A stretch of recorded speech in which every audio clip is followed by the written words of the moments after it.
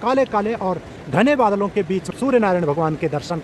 तो ये खूबसूरत नज़ारे हैं। सुबह लगभग 7:30 बज चुके हैं और अभी हम हैं ओमकारानंद घाट के पास। आपके मन में भी सवाल आ रहा होगा, अगर आरती स्थल इस तरह से यहाँ पे जलमग्न हो चुका है तो अभी आरती कहाँ पे होती है।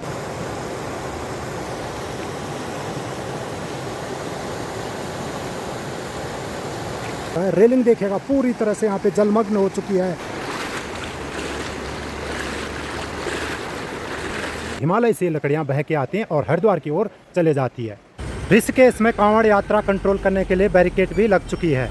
इसीलिए तो उत्तराखंड अलग अलग रहस्यों और चमत्कारों के लिए जाना जाता है। ओ भाई, वो क्या तैर के जा रहा। साल में एक बार गंगा जी स्वयं सफाई अभियान शुरू कर देती है। आप देखिएगा कितने बड़े बड़े पेड़ पौधे बह के आ रहे हैं गंगा जी की लहरों में। जब गंगा जी का जल स्तर बढ़ जाता है ना, तो इस जगह पे जो जंगली जानवर आते हैं पानी पीने के लिए, तो वो भी सोचते होंगे कि जाना है गंगा जी के किनारे। यही तो पहचान है सावन की। पहाड़ों पे काले काले बड़े बड़े बादल, गंगा जी में रेत की मात्रा। सावन के महीने ऋषिकेश के नज़ारे कुछ ऐसे हो जाते हैं। 4 धाम, पंच केदार और पंचवद्री से आने वाला जल, यूँ मानो सावन के महीने में ऋषिकेश बन जाता है धरती का स्वर्ग।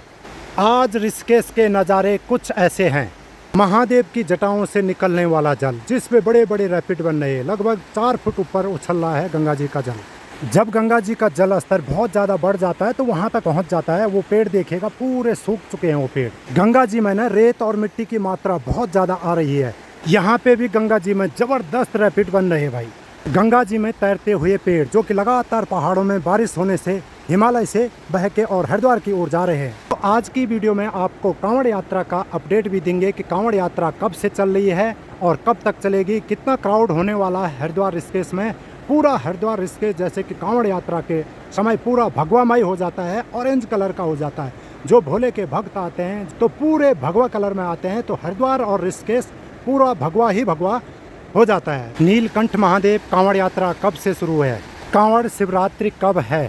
गाइस, जय माता दी, हर हर महादेव। मैं विनोद नेगी शिव शक्ति की भक्ति ब्लॉग में एक बार फिर से आप सभी का एक और नई वीडियो में स्वागत करता हूं।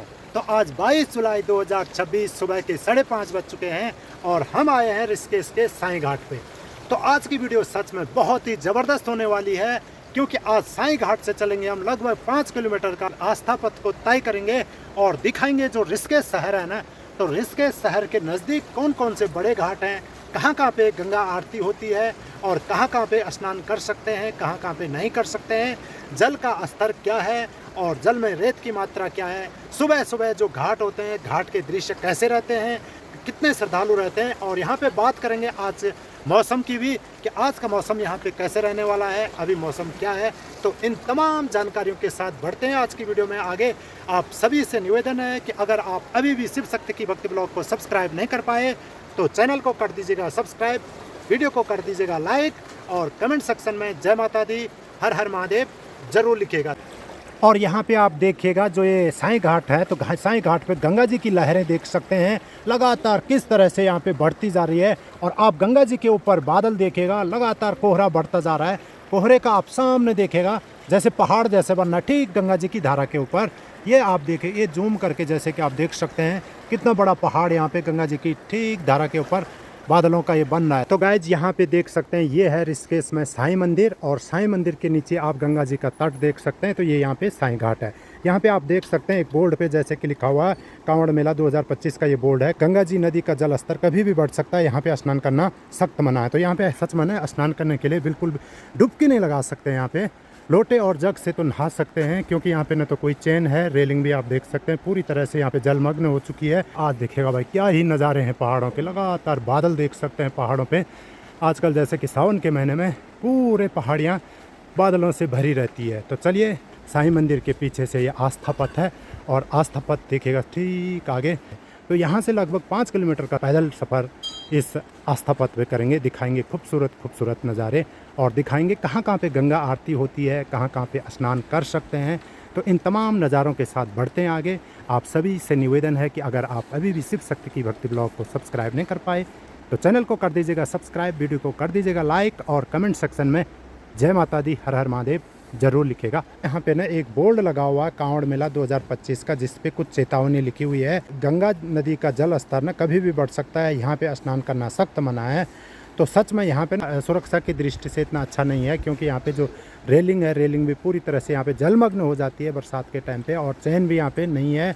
तो यहाँ पे डुबकी नहीं लगा सकते हैं, लोटे या जग से तो ज़रूर नहा सकते हैं, और यहाँ पे जैसे श्रद्धालु लोटे और जग से ही नहाते भी हैं। तो गाइज आप देखिएगा पहाड़ों में लगातार बारिश हो रही है और कितनी मोटी लकड़ी बह के आ रही है गंगा जी के बीचों बीच। आप देखिएगा जूम करके, जैसे कि आपको मैं दिखाऊंगा, ये देखिएगा भाई कितनी मोटी लकड़ी लगातार पहाड़ों में जो बारिश हो रही है, हिमालय से लकड़ियां बह के आती हैं और हरिद्वार की ओर चले जाती है। यहाँ पे आप थोड़ा आगे ना देख रहे होंगे एक पीपल का पेड़ है। यहाँ पे है एक और घाट जिसका नाम है गंगेश्वर घाट। तो ये है भाई ऋषिकेश मार्केट से बहुत ही नज़दीक गंगेश्वर घाट, जहाँ पे ना सायंकालीन भव्य और दिव्य संगीतमय आरती ना यहाँ पे होती है। ये देखेगा भाई, तो जो यहाँ पे आरती स्थल है ना, देख सकते हैं पूरी तरह से आरती स्थल जलमग्न हो चुकी है। अभी आपको दिखाएंगे यहाँ पे आरती कहाँ पे होती है। रेलिंग देखिएगा पूरी तरह से दब चुकी है। तो नज़दीक ले चलते हैं आपको यहाँ पे।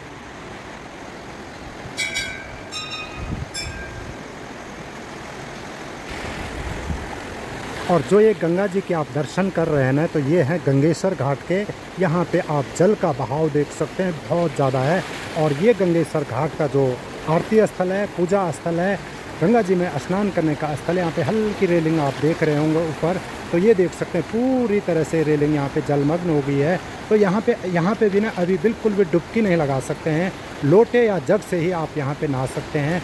और अभी देखिएगा यहाँ पे गंगा जी की सायंकालीन भव्य और दिव्य संगीतमय यहाँ पे आरती होती है। श्रद्धालु यहाँ नहाते थे, और अभी आप देख सकते हैं गंगा जी की धारा ये सीढ़ियों तक आ चुकी है। तो इस तरह से गंगा जी लगातार बढ़ती जा रही है, क्योंकि पहाड़ों में लगातार बारिश हो रही है। तो यहाँ पे ये खूबसूरत नज़ारे। और अब आपको हम ले चलेंगे इससे आगे ऋषिकेश का सबसे भव्य और दिव्य घाट त्रिवेणी घाट। और त्रिवेणी घाट की सबसे बड़ी बात ये भी है कि ऋषिकेश के शहर का ना सबसे नज़दीक वाला घाट है, और जहाँ पे ना कभी भी आप डुबकी लगा सकते हैं। तो आप सामने देखिएगा भाई, वो है वहाँ पे त्रिवेणी घाट। तो दो नदियों के बीच के भूभाग को दोआब कहा जाता है। तो यहाँ पे ना ये दोआब है। अब वो कैसे, यहाँ पे गंगा जी आप देखिएगा यहाँ पे ना दो हिस्सों में बंट जाती है। गंगा जी का एक मुख्य हिस्सा ये है, तो एक भाग गंगा जी का उस साइड को चले जाता है, और बीच में ये जंगल है।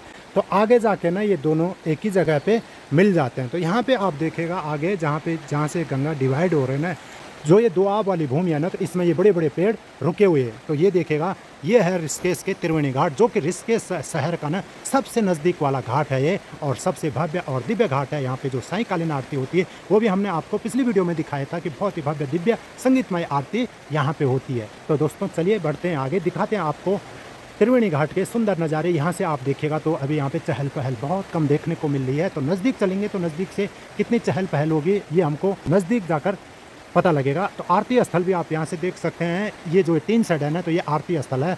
और रेलिंग देखिएगा यहाँ पे भी पूरी तरह से जल से दबी हुई है। जहाँ पे आरती होती है वो जगह पूरी अभी जलमग्न हो रखी है। अब हम आ पहुँचे हैं भारत में एक ऐसी जगह है जिसे the yoga capital of the world भी बोला जाता है। एक ऐसी जगह जहाँ माँ गंगा पहाड़ों से निकलकर धरती में मिलती है। जी हाँ, जिसे कहते हैं योग नगरी ऋषिकेश। ऋषिकेश में पूरे साल भर दूर दूर से, यहाँ तक कि विदेशों से भी बहुत सारे पर्यटक और श्रद्धालु आते हैं। तो चलिए आपको दर्शन कराते हैं ऋषिकेश के त्रिवेणी घाट के सुंदर खूबसूरत नज़ारे, माँ गंगा जी की पवित्र धाराओं के भव्य और दिव्य दर्शन।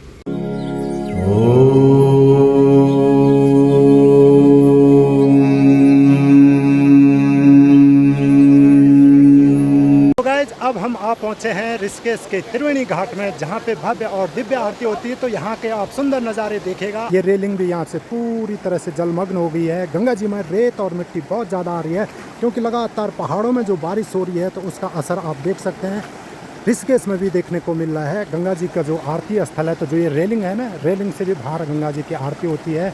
तो यहाँ पे देखेगा भाई कितने सारा यहाँ पे जल आ रहा है। रेलिंग देखेगा पूरी तरह से यहाँ पे जलमग्न हो चुकी है। पूजा करने का स्थान ये देखेगा पूरा बह चुका है, पूरा जलमग्न हो गया। ये भी देखेगा रेलिंग। यहाँ पे चेन लगी रहती है गंगा जी में डुबकी लगाने के लिए, तो ये चेन कुछ भी नहीं दिखाई दे रही है यहाँ पे। और यहाँ पे लकड़ी देखेगा भाई, कितनी बड़ी लकड़ी यहाँ पे हिमालय से बह के आती है, और इस तरह से गंगा जी के किनारे रेलिंग पे अटक जाती है। कभी कभी ना जल स्तर बहुत तेज होता है, तो ये जो लकड़ियाँ आती है ना, मोटी मोटी लकड़ियाँ, तो ये क्या करती है, रेलिंग को तोड़ फोड़ के ले जाती है। तो चलिए ये आरती स्थल आपको दिखाते हैं।